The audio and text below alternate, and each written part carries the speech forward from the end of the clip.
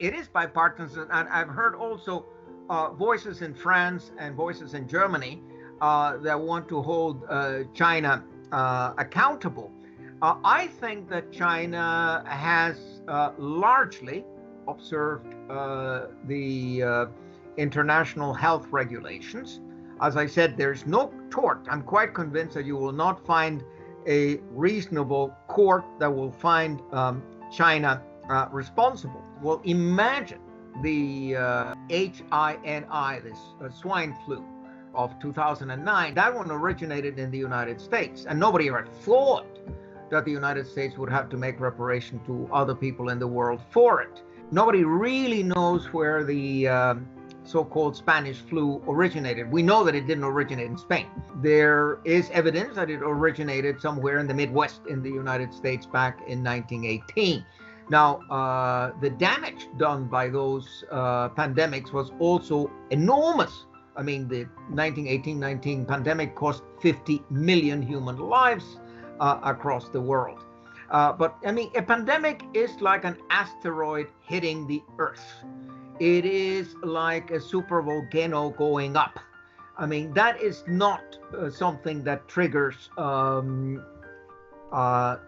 civil or criminal liability. I mean, this is a disaster which we should deal like a disaster in cooperation and in solidarity. But how about holding the United States responsible for the greatest violation of international law since the Second World War, since the United Nations Charter was adopted, and that was 2003, the so-called coalition of the willing against Saddam Hussein.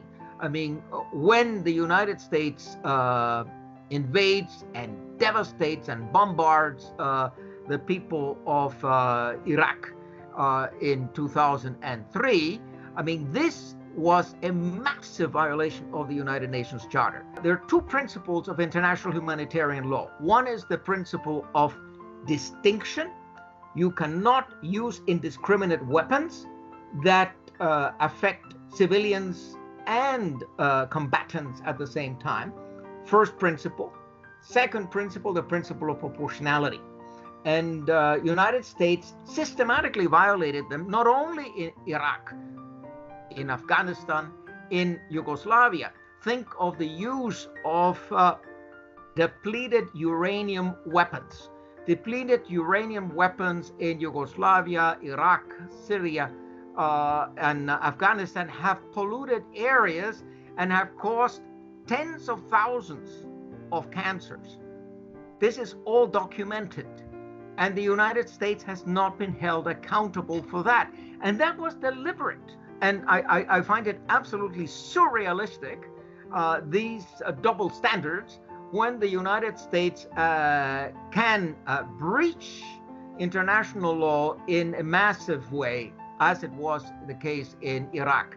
When the United States could have a program of so-called extraordinary rendition, a program of secret CIA prisons, a program of torture in Bagram and in Abu Ghraib and in Guantanamo.